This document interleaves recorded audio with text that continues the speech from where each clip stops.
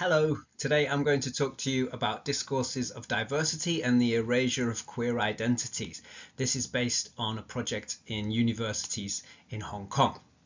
I'll be taking up a discourse analytic perspective, so this is broadly post-structural. I'm looking for, as Scollon Scollon say here, socially shared habits of thought, perception and behaviour reflected in numerous texts belonging to different genres. The key point here being that I find language and ideology to be inherently interdependent and mutually constitutive. So I'm looking for evidence of ideology in language which is used every day.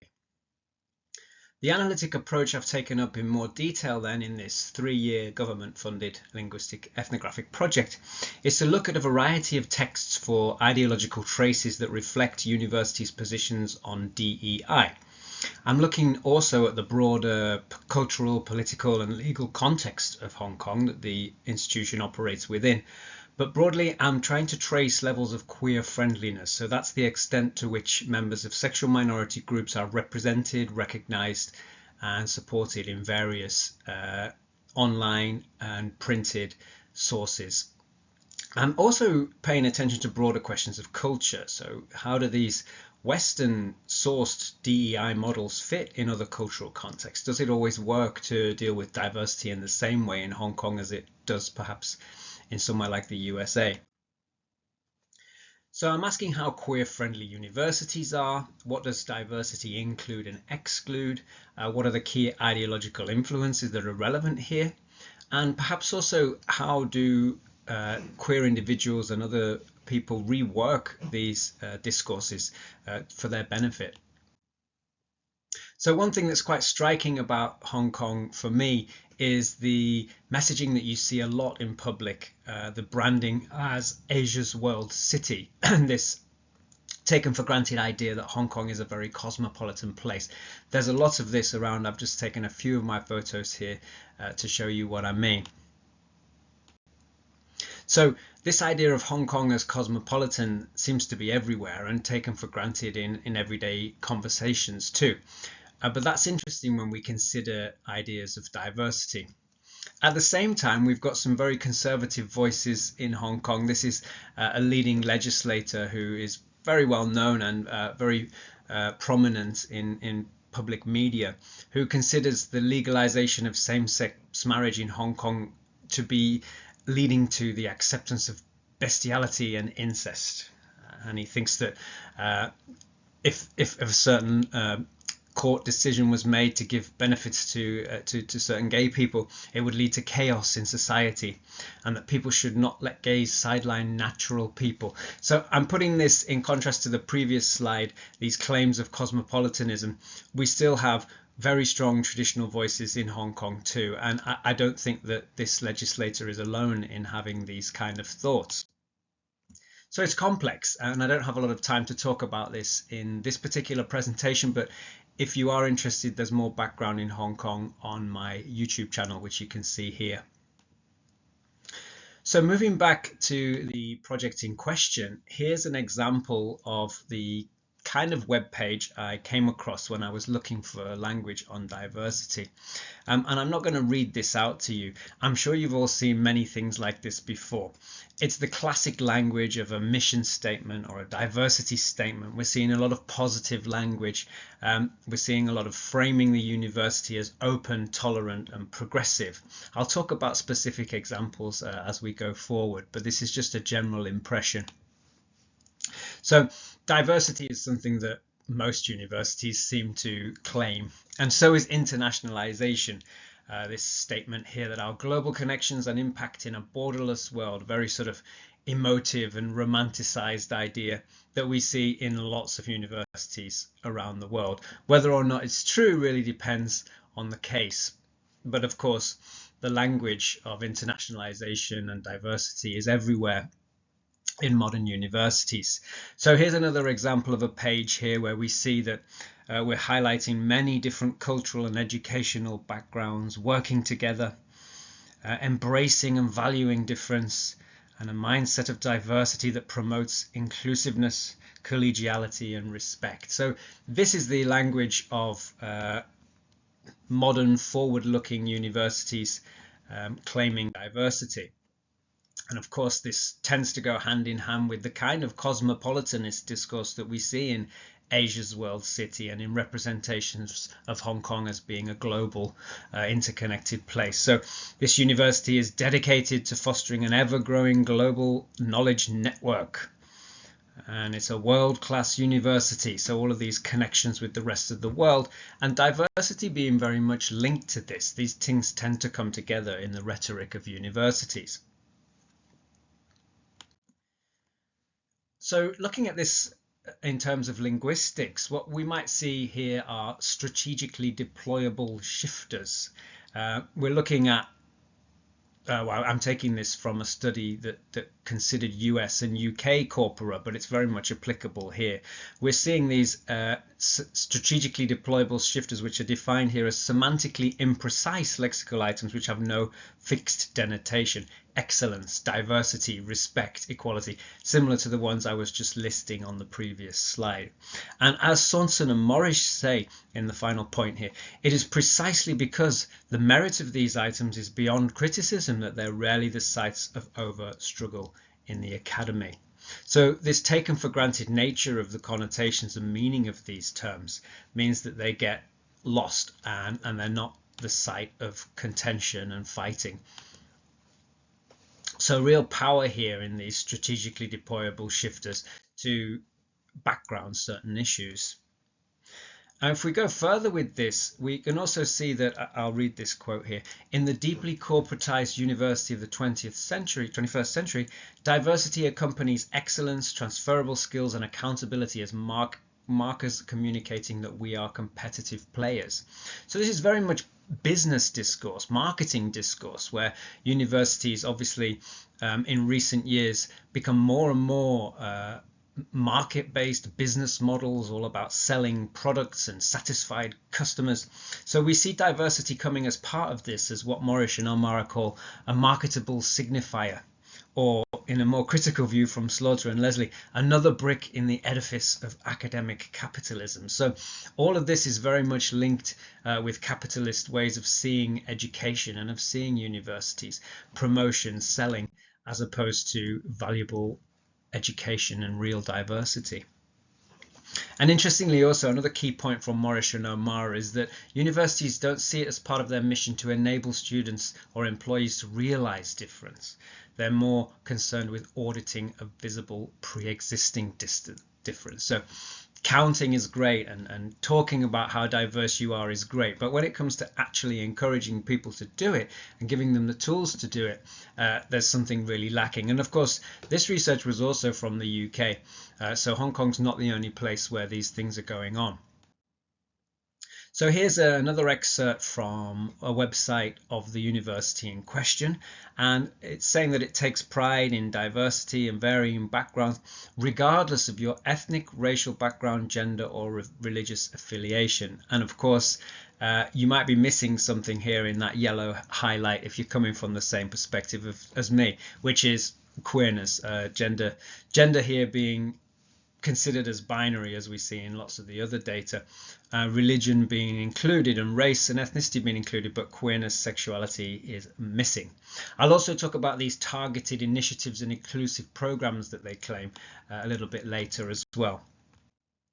But for now, for the first part highlighted in yellow, the key point obviously is that sexuality is not mentioned, which I'm claiming from a discourse analysis perspective reflects the underlying position of the university on queer aspects of inclusion. Somebody has written this deliberately and made a decision about what to include and not include because it's, you know, a public facing representation of the university on one of its key pages.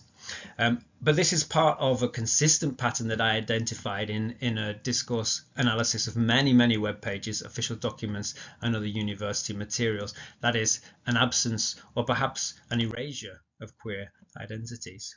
And this doesn't arise in a political vacuum. Of course, what's going on in the rest of Hong Kong is important. We do have an anti-discrimination ordinance which is relatively recent, and it has 4 specific characteristics: sex, disability, family status, and race, not sexuality. So the universities are conforming to the broader socio-political environment here.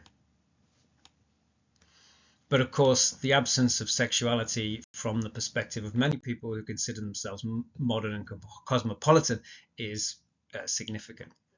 We can also see this visually. I'm sure we've all seen images like this before as well. Ethnic diversity being foregrounded. But so universities prefer their diverse minorities to embody their difference in a visible way. So these are marketable, right, when you can see it.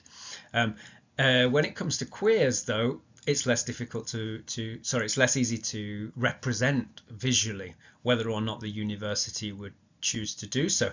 But Morrish and O Mara, in the third point on this slide here, would actually argue that the invisibility of queers is preferred, lest they bring universities and colleges into disrepute. So the argument here being that ethnic diversity being visually displayed is kind of safe compared to bringing in some kind of representation of queer identity.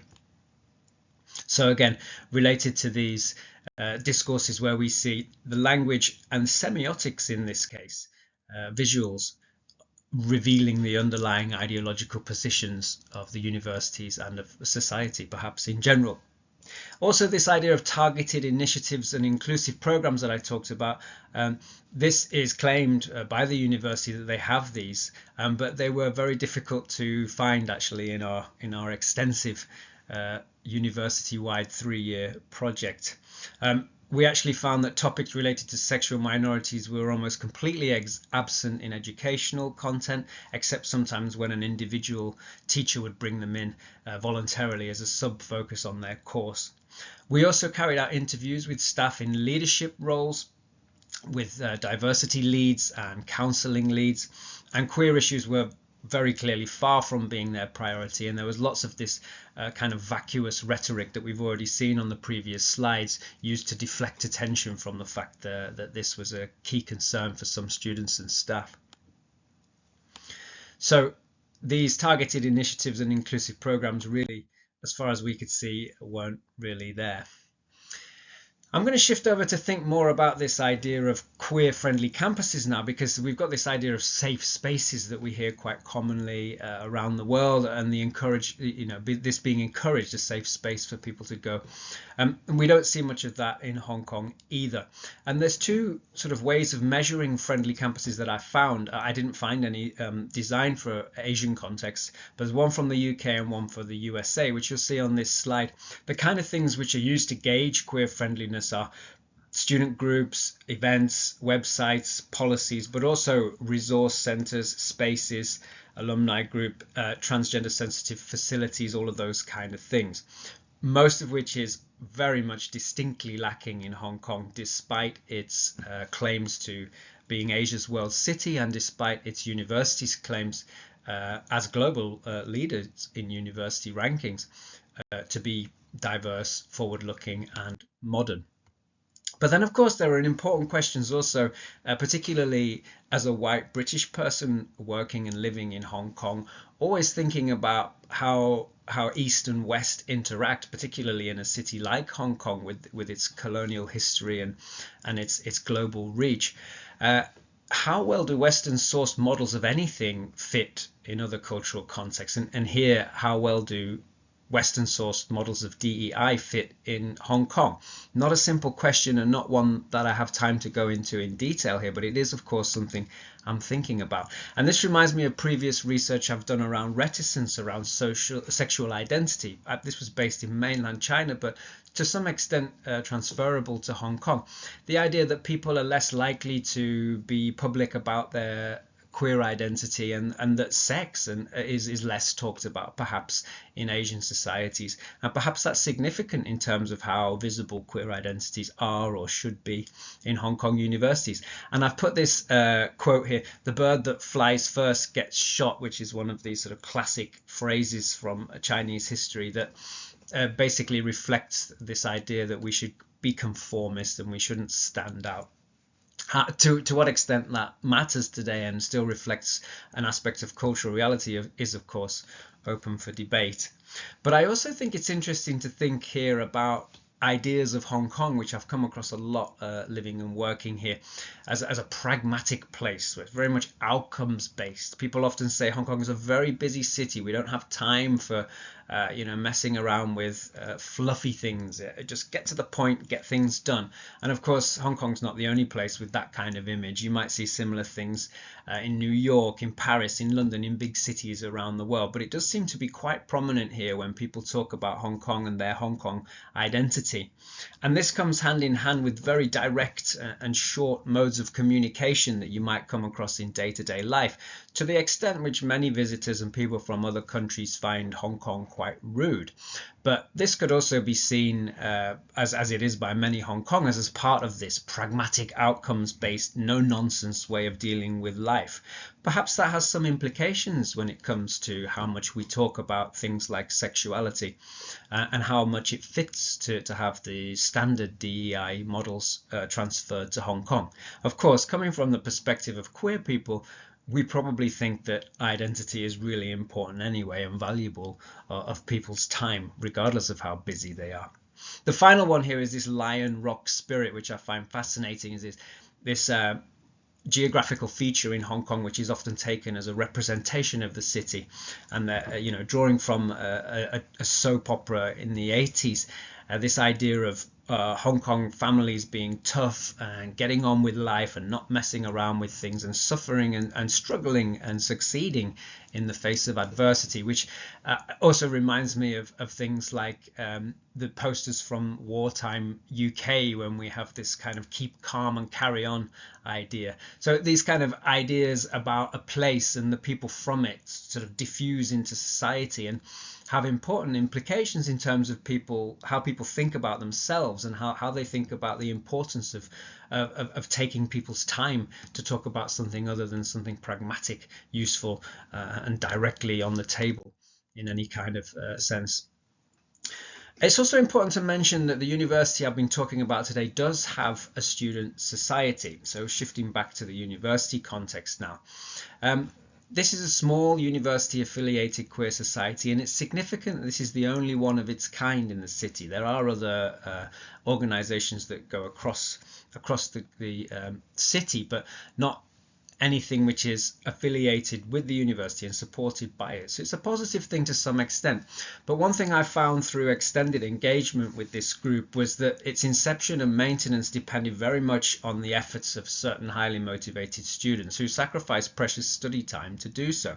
There's actually a relatively limited amount of support from the university in comparison to other societies at the university. And importantly, in interviews with key members of the society, I was told that the university tends to use the society as a poster child for claiming to be progressive. So although it's a positive thing that we have this space for queer people in this university, the critical view on this falls in line with the rest of the stuff I've been saying today, where we get things like this society being used as an emblem of diversity and as a representation of forward thinkingness, but actually on the ground what seems to be happening is very limited support and the sort of co-option of this society as a poster child to say how diverse and tolerant we are, but not actually really doing much on the ground when it comes to supporting the queer community day by day. So some conclusions here for today's talk. I'm saying that universities should be sites of social progress and critical debate and models for the future, especially in places that claim to be cosmopolitan like Hong Kong, Asia's world city. And this is kind of despite the moral relativity, the cultural relativity that I brought up on the last slide. I also think that it's important to highlight to universities that queer inclusion is not only for the benefit of queer people, but also for the university. It increases international profile and scores in international ranking systems. So there's really no reason why we shouldn't be doing more to encourage this. And I'm also talking from a theoretical perspective here in concluding that focusing on this kind of symbolic erasure of queer identities demonstrates the critical potential of discourse analysis to elucidate the everyday workings of institutional rhetoric and its implications for the inclusion of minorities. So back to those points that I raised right at the start here, I think that doing discourse analysis on this kind of things helps us to see how language and ideology are fundamentally entwined. And looking forward positively, that also gives us a chance to change. So the potential of institutional language as an object of critique to shift into being a vehicle for social change if we foster change in the kind of language that's used on these subjects.